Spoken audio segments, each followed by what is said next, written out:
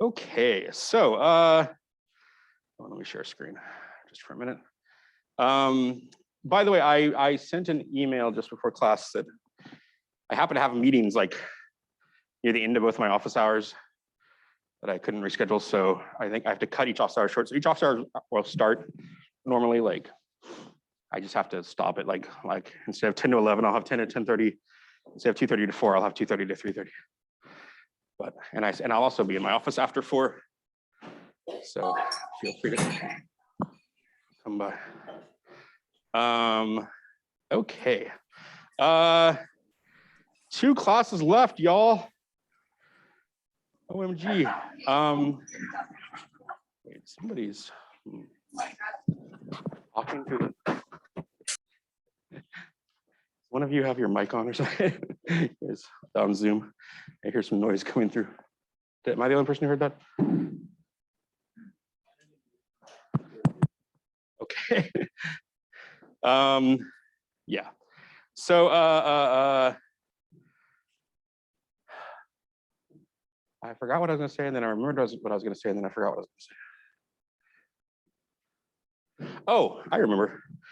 I think I only have like 5 stories, but I think I told this one in my other class, so I don't think I've told it to you yet. So in grad school, I was in a class, like thinking about the end of the semester.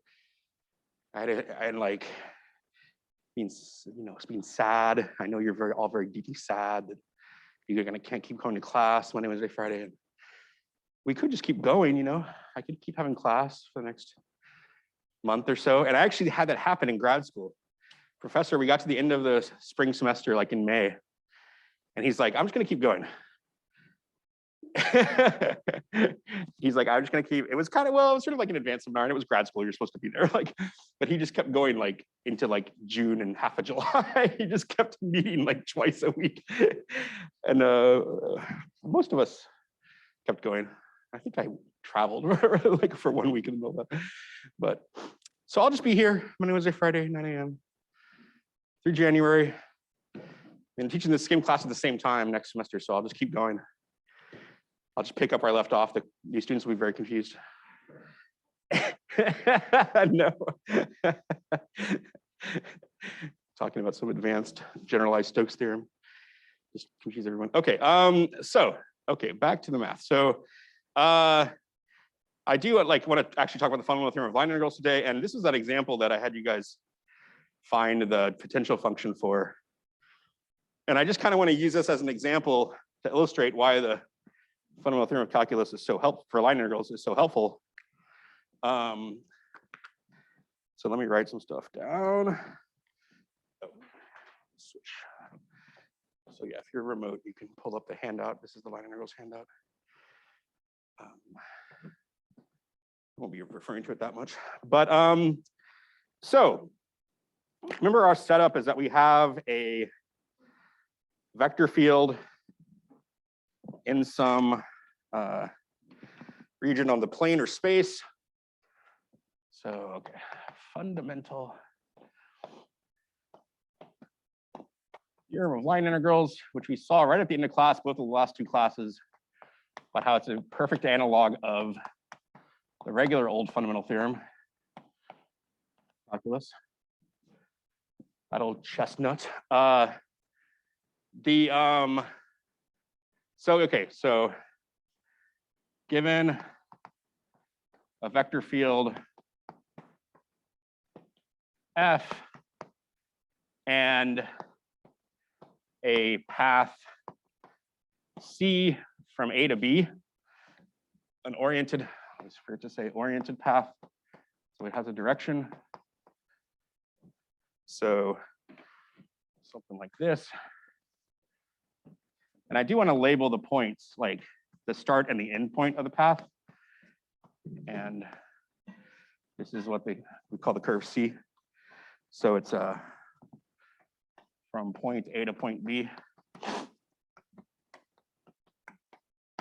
If F is a gradient field,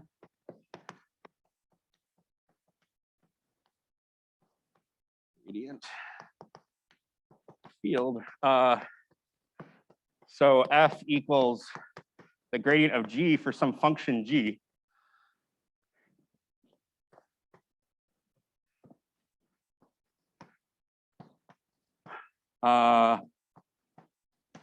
Then the integral, the line integral, the kind that we've been thinking about, these like f.dr integrals, is really just, well, in some ways I could rewrite it just first off as like this. Just replace the f with gradient of g. And it's really just sort of, we talked about how the potential function is like an antiderivative.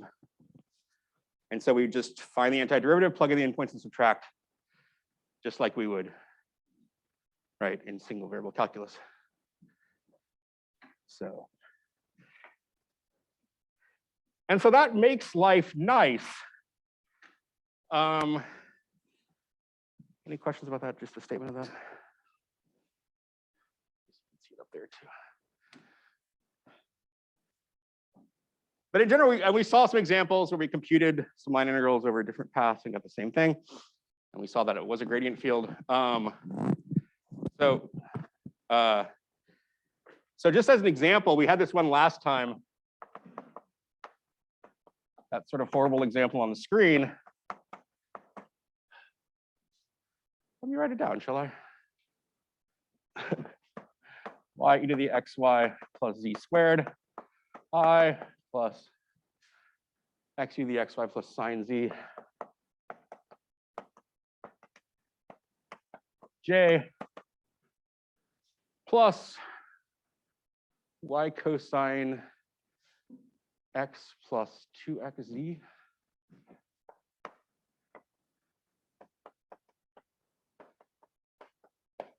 Okay, so here, and now let's think about some horrible path. So this isn't that bad a path, but this path, yeah, so C is given by R of, here. It's cosine Ti plus sine Tj plus T plus Tk, yeah, Tk. 0 less than or equal to T less than or equal to 2 pi. So this is, the xy is just a circle, but in Z it's increasing, the Z coordinate is increasing. So can you see what that is? Yeah, it's a helix, right? Half of a DNA strand. It's a helix. So like, yeah, so spiral helix thing. So it's a, that's kind of a nice curve to think about. And think about before we had the fundamental theorem, but after we knew how to do these line integrals, if you wanted to integrate this, you'd have to plug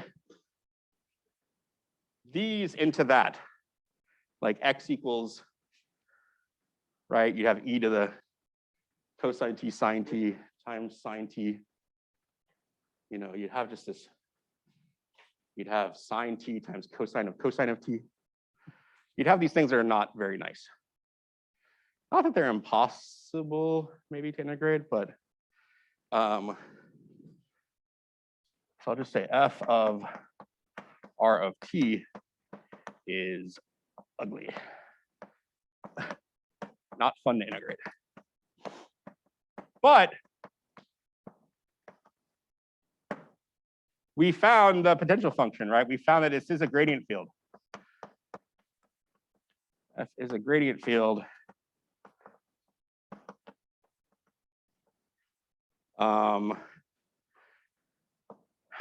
And it's the gradient of G, where G is, let's see, what was G? I think, let's see, was it e to the xy plus yz squared? Nope. Xz squared plus y sine z.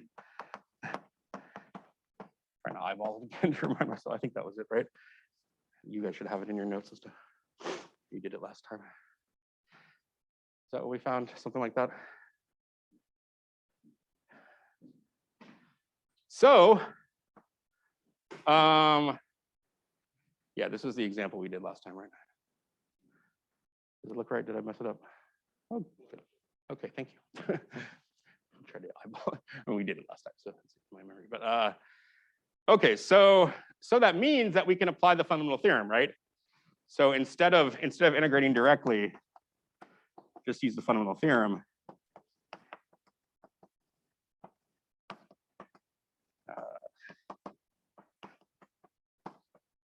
Use theorem. So the path, one thing you should figure out is where the path starts and ends, right? So it starts, where does the path start?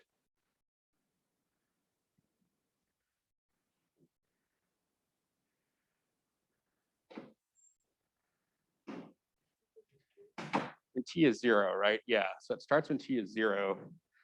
So here, the beginning of the path is t equals 0. So I think you just get, what, 1, 0, 0. And the end is t equals 2 pi. So you get 1, 0, 2 pi.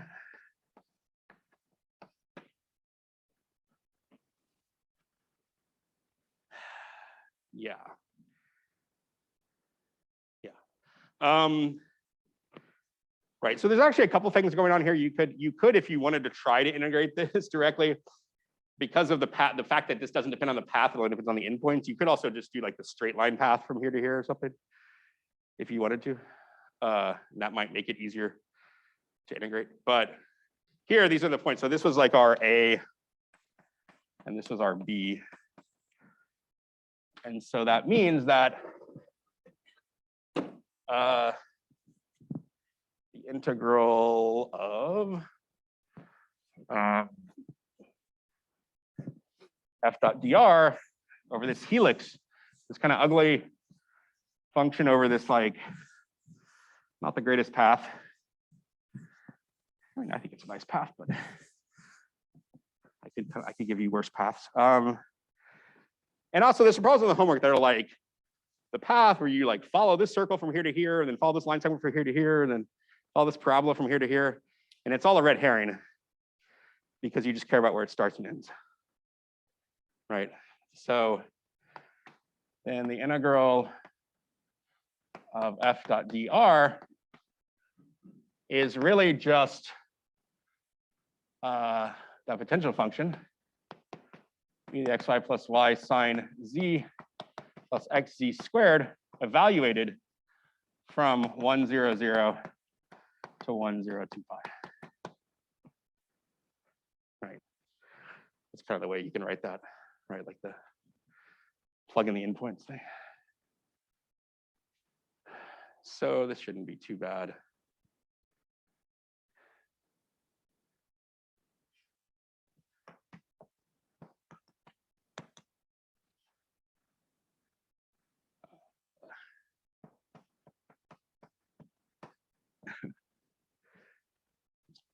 Let me know if I mess this up.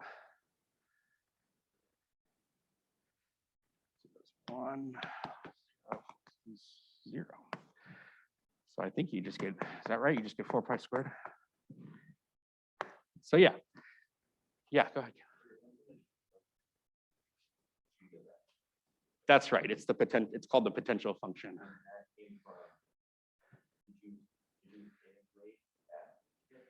Yeah, right. We're in classroom. We did the partial antiderivatives and then like glued it together, like overlapped it together to find the function that worked for all three.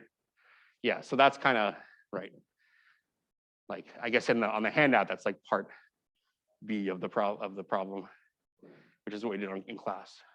But yeah, so that's the potential, right? So we just use the potential function. And so we got an answer. Good. Okay, any questions about that?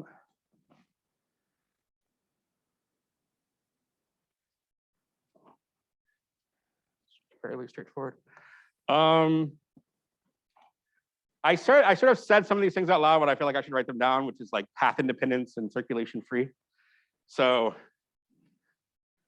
So just let me just make like actually use some of the terminology, right? So we say F is called a gradient field. I mean, I've been saying that a bunch of times. You have to write it down for formality's sake. F is called a gradient field.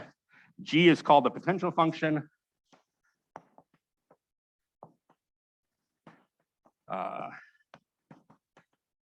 Potential function.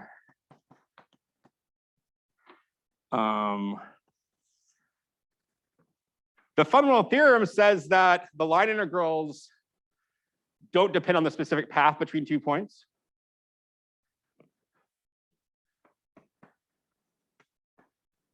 The theorem says that the line integral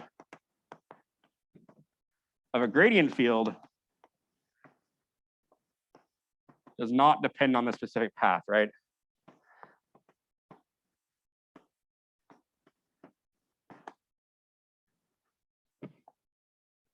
Depend on the specific path from A to B. It depends on the choices of the endpoints, certainly, but it doesn't depend on, you could always switch a different path or just find the potential function. So gradient fields are called path independent.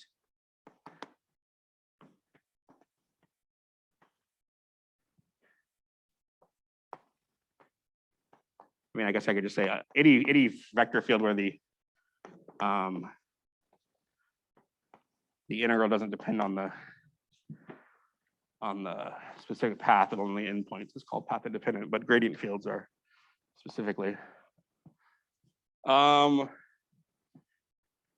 Then I also talked about circulation, right? So this is just terminology we've been using, but let me just sort of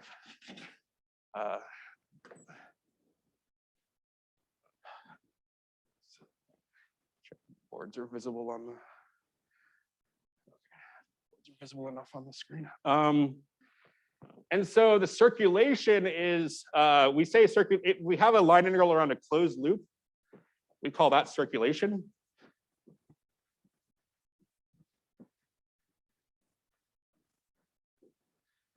So if C is a closed loop, the integral f dot dr is called circulation. Sort of like, what's the total work done going around a closed loop? And then I sort of gestured at this maybe last class or something. But you can tell that if a field's path independent, if it's a, if a field is path independent, no, it's the fields are what we're calling path independent. So think about it this way, like here's a closed loop. Just gotta pick a way to orient it. That's a closed loop.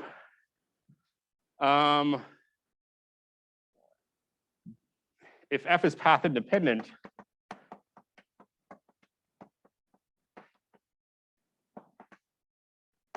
then what can we say about circulation? Yeah, it's 0, right? Because another path between these 2 points is the stand in place path, the stasis path. Sometimes you feel like in life you're that path, you know, that path, or you're just not.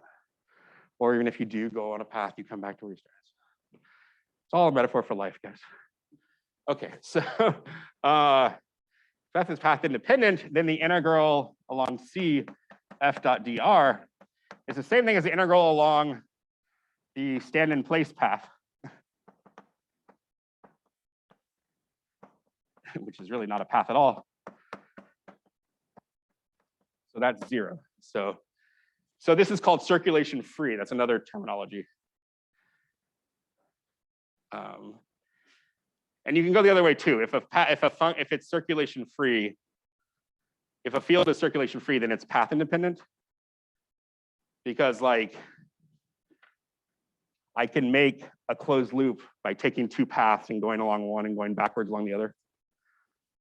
I mean, I'll say that in a second. Just, so yeah, this is called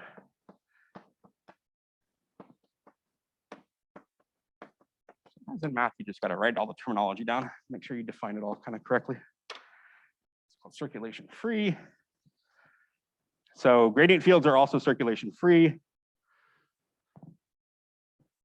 Oh, gradient fields are called conservative. I'm just trying to get all these terminology on the board. So I should probably write that up here. So like, also, this is like a physics definition. Called conservative. Just annoying that there's 18 different.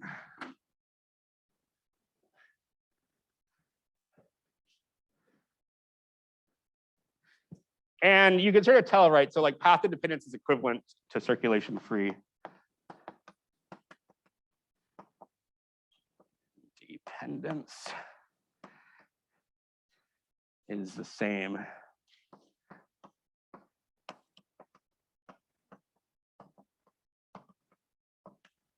I mean, I'm saying like, yeah, this is like logical equivalence. This is a symbol for logical equivalence.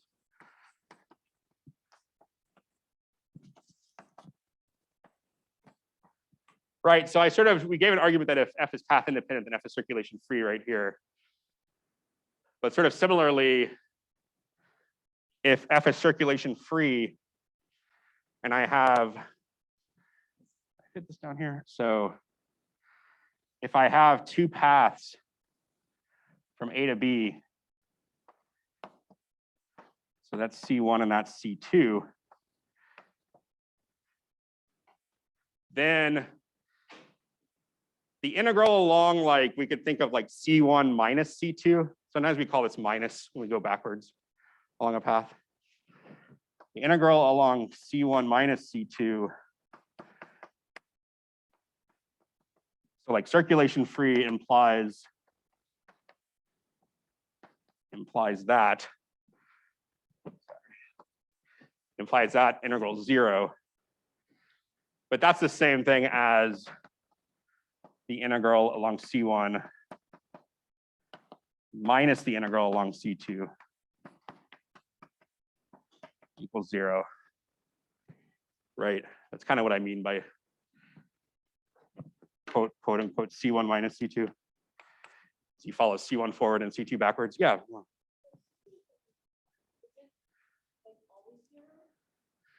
No, if we have a non-gradient field, you can have integrals around a loop be non-zero. Yeah.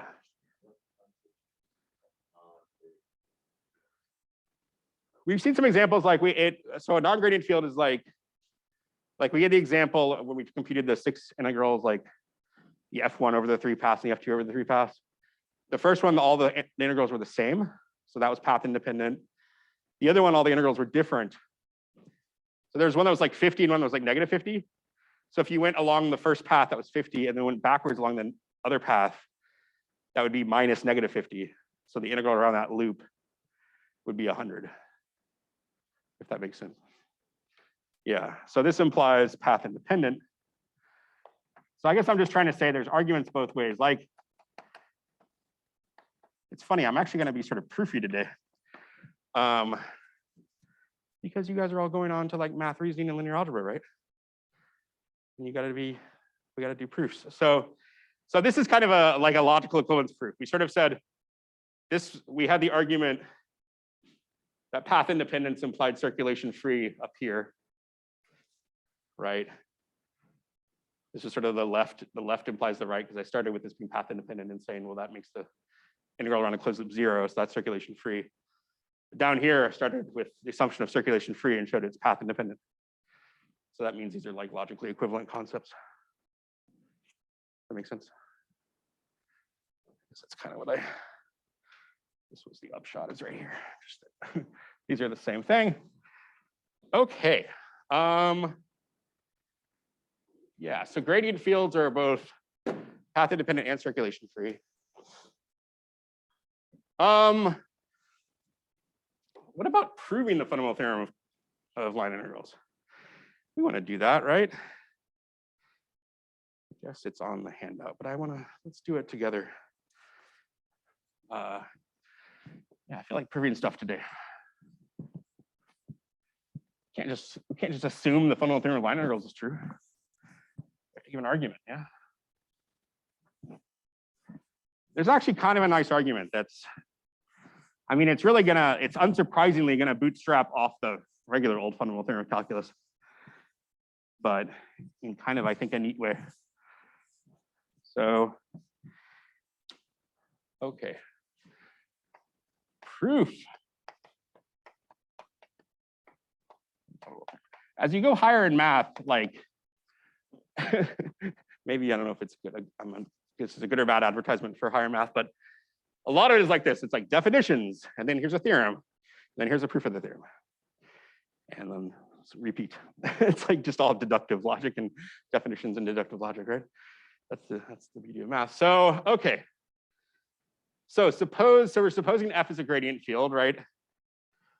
F is gradient of G, and C is parametrized by, let's just say x of t I plus y of t j plus z of t k, right? So these are the a less than or equal to t less than or equal to b. And R of little a is big A, the starting point of the path, right? Our path is like this. That's why I'm using big A and big B there. And R of little b is big B. Does that all make sense, like terminology wise? Okay, so now,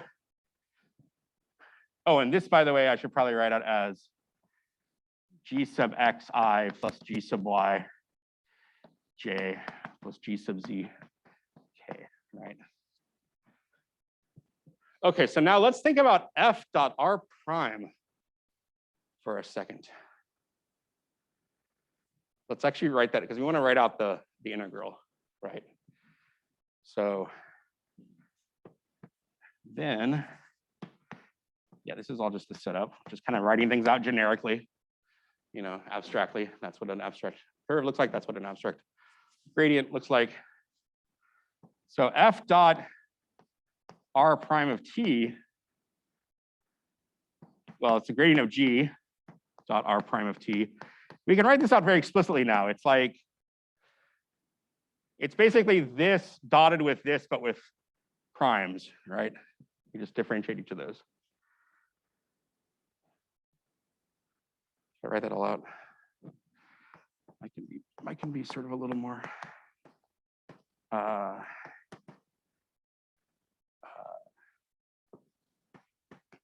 Yeah. X prime of t I plus y prime of t j plus z prime of t k. Okay, so I'm dotting those.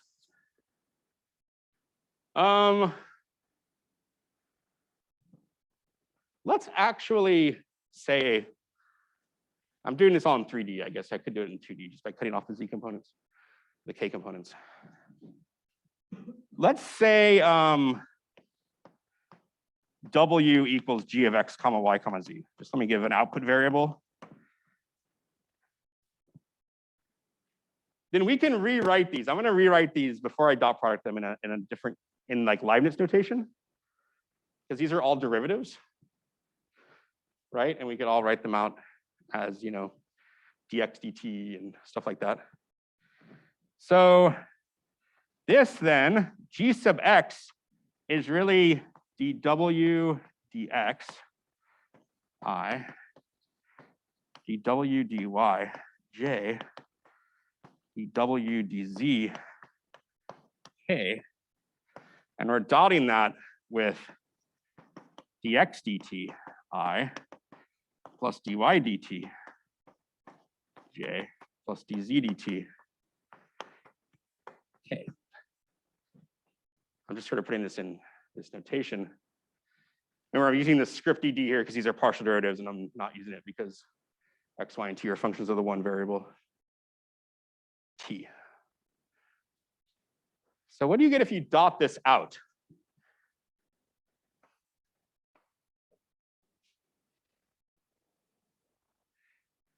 In a sense, that the things are going to cancel, but let's just write it out first and see. So, but you're kind of right? It's like we're going to get something like this.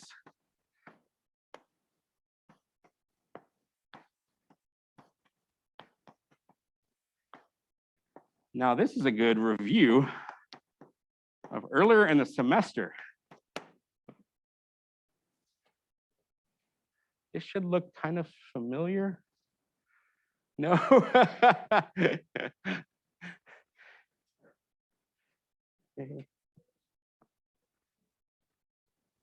Multivariable chain rule comes back. Remember that? No? Okay. So that was like a while before we're back. But let's just think about this. We have W is a function of X, Y, and Z.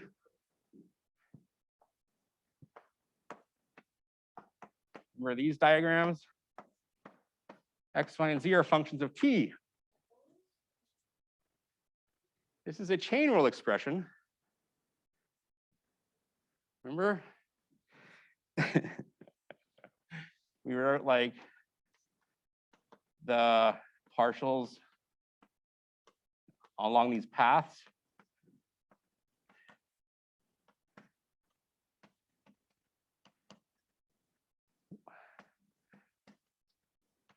And the multivariable chain rule says that dw dt is exactly that. Does that look familiar? Does that make sense? Multivariable chain rule.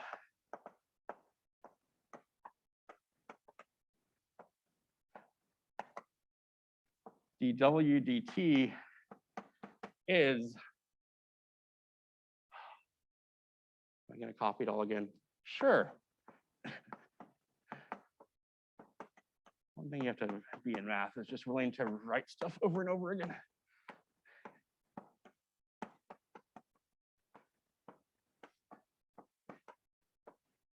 ZDT, right? We do, right? We go through X, so we multiply this times this, plus we go through Y, this times this, plus we go through Z, that times that. And so in fact, f dot r prime of t is really just the change in W, which is the output variable of the potential function with respect to t. So, this is the same expression as above.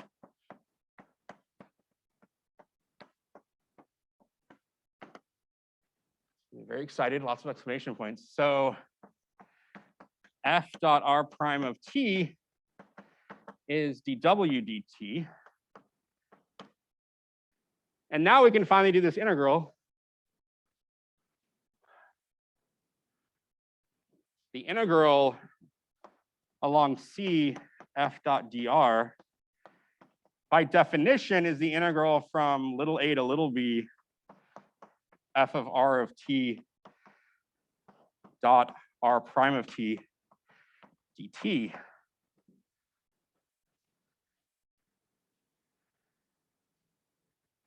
That's just what how we do, that's how when we plug the parameterization, that's how we do these line integrals. But we just showed that this whole thing right here could be written as like just W. I mean, it's really, well, I don't want to say like G prime of T, but it sort of is like G prime of T because it's, well, let me just write it as like dW dt dt. And now I really will do the cancellation of infinitesimals that Sarah wanted to do earlier, right? This is really the integral of dw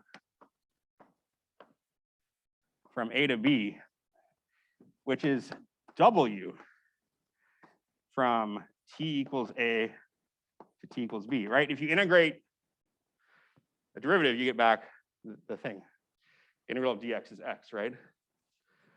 Integral of dw is w. But what does it mean when we plug in like t equals a here? Well, we get x of a, y of a, z of a, little a. I mean, there's maybe a little bit of a leap here, but it's like, it's g, because that's the function from the top to the bottom, of x of little, or b, x of little b, y of little b, z of little b, minus g of x of little a, y of little a, z of little a. But what is x, like, what is this point? What is this when I plug b, little b into the function, the parameterization? It's the point capital B, right? Yeah, and so this, I mean, I could say this, sorry, I'm kind of running out of room here, but this is g of r of little b minus g of r of little a, which is, in the final analysis, g of capital B minus g of capital A. And we have proved the fundamental theorem of line integrals. It all comes down to the multivariable chain rule. Who knew? Does that make sense? I mean, you have to kind of track things carefully when you write stuff here, but basically W is the output of G, and you're plugging in little a and little b. So, you know, you're basically going to be plugging big A and big B into G. Oh, yeah, it's supposed to be a big. Thank you. Okay. And so you can write QED, right, at the end of a proof. Or mathematicians write a little box like that. So they're done. We proved it, we're done. End of proof.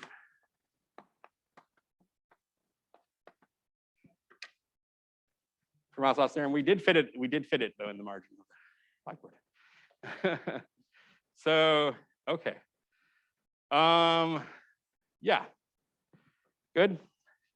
Fun. Woo! Fundamental theorem of line integrals.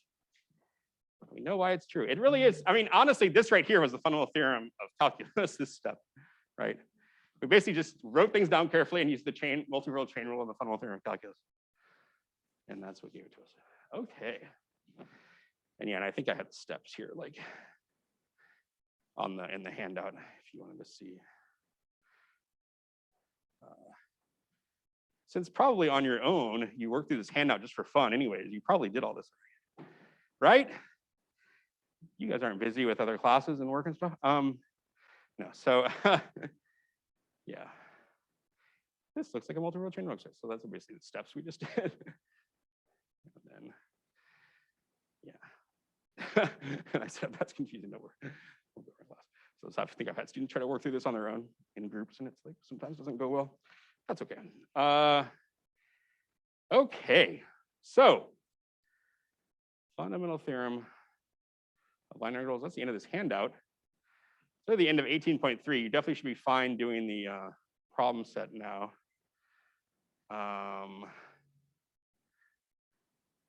So just for the last like 10 minutes, I want to go back here to this neat vector field applet thing that we've been looking at sometimes.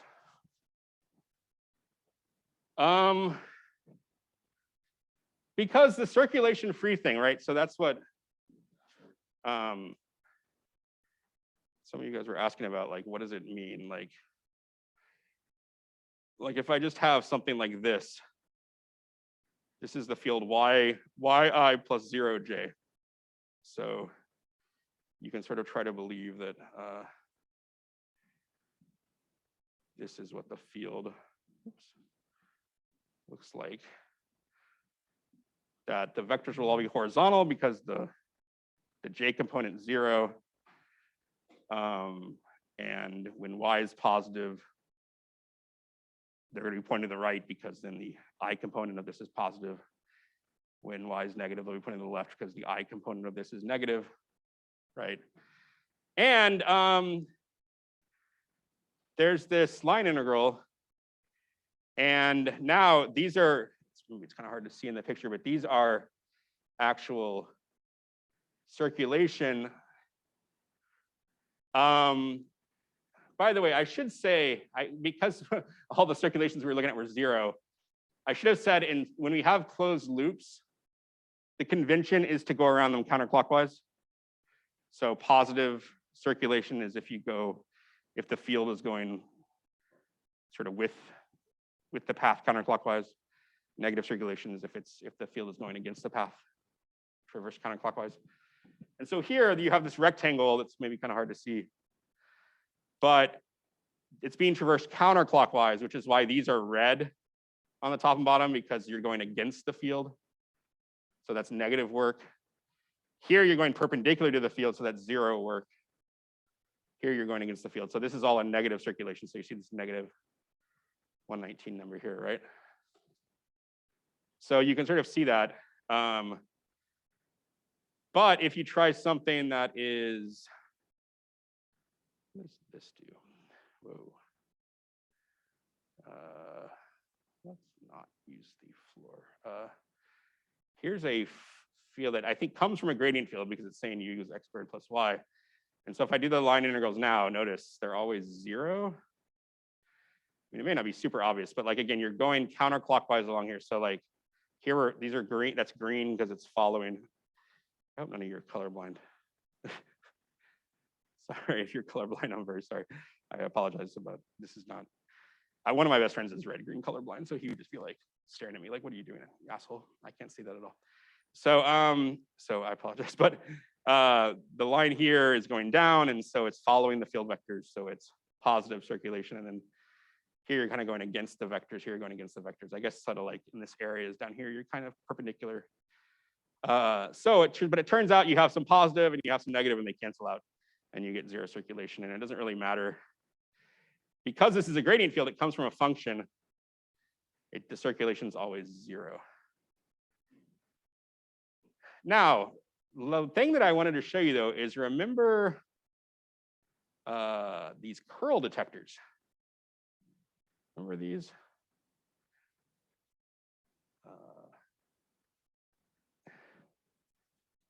These little jacks that you drop in the field and you try to see if they start spinning. In this example, are they spinning? They don't seem to be. I almost wish there was a thing where they would just stay in place and then you would see if they start spinning like a flywheel.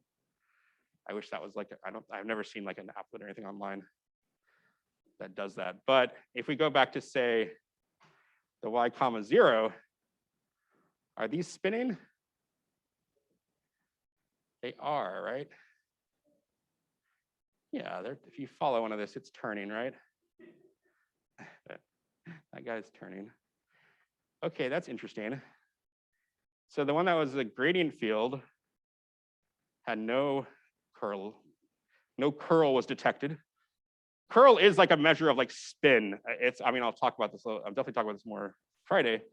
Kind of one of the last kind of big theorem of the course is about curl. But it's sort of like, yeah, if you dropped a little jack in the field, like a little flywheel, would it start spinning or not? And if you're in this field. And if you think about it, that should be some sort of imbalance in the flow. Like the flow on one side is stronger than the other, so the thing starts spinning. If that makes sense? It's like the flow of a field. I imagine these are like stuck in place. I think even if it was stuck in place, you would see it spinning. It would start to spin. Imagine, I'll have to just say words and then we can sort of write some stuff down carefully next time. But if you imagine one of those little flywheels stuck in place and it started spinning, you could think of doing the line integral around a small loop around that point. And do you see how that's connected? So like when we have a circulation free vector field, when we have a gradient field, that line integral is 0. There's no net work going around in a little circle around a point.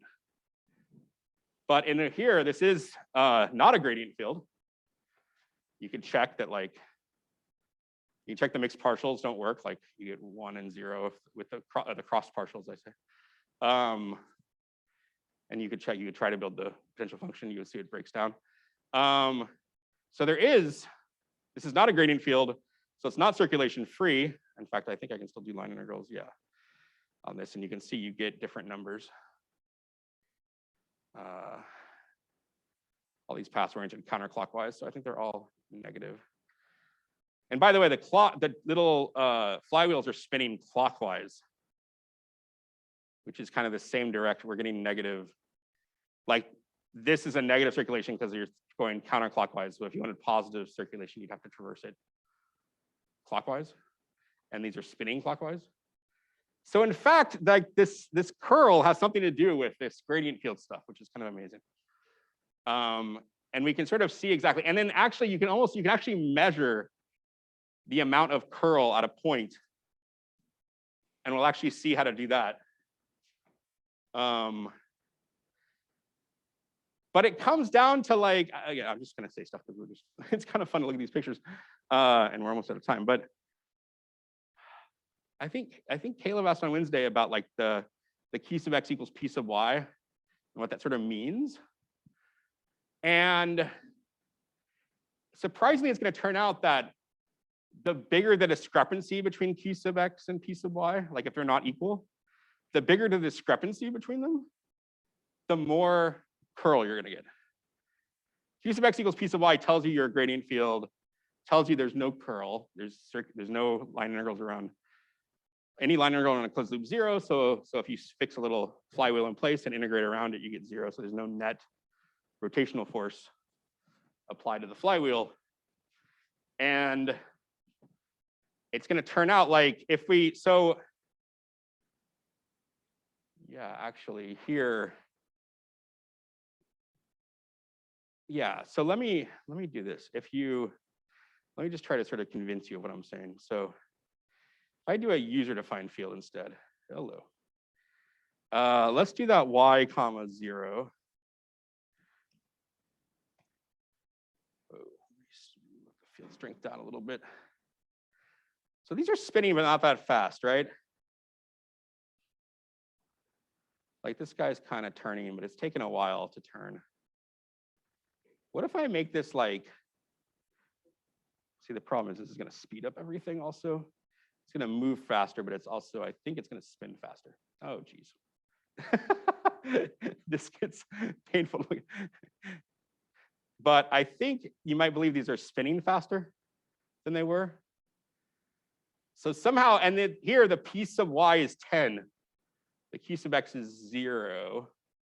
Whereas before the P sub y was 1 and the Q sub x was 0. So the discrepancy between the two is only 1 here, and they're not rotating that fast. But when I put a 10 there, the discrepancy between P sub y and Q sub x, remember that's the whole thing about, that's the other condition about gradient fields, right? Is the Q sub x equals P sub y, the cross partial thing for gradient fields. So I'm talking about if these aren't equal, the worse they're not equal, the more curl you get, which is kind of fascinating. And I'll actually sort of show you why that's true in class. If I make this minus, they turn the other way, because now P sub y is -1. So it's a discrepancy, but in the other direction. And so it's really sort of fascinating. So I'll get into that more carefully on our last class, guys. We'll actually see why this is true, and we'll put all the pieces together, and you'll see Green's theorem, which is a very cool thing. So, all right, everyone, that was fun. We'll stop there. And like I said, office hours today, problem set due Friday. Oh, one thing on the problem set. I didn't put a grace period. We didn't have a problem set due today, So you don't have a problem set you're leaning on. And the graders have to grade and get stuff done, and they don't want to let it linger in an exam period. So if you don't mind, I just want to make it's more like a firm due date. Of course, if you really have an issue and need some extra time, email it to me and I'll try to upload it for you. But I just don't want like half the class to turn it in late. So okay, thanks. Yeah.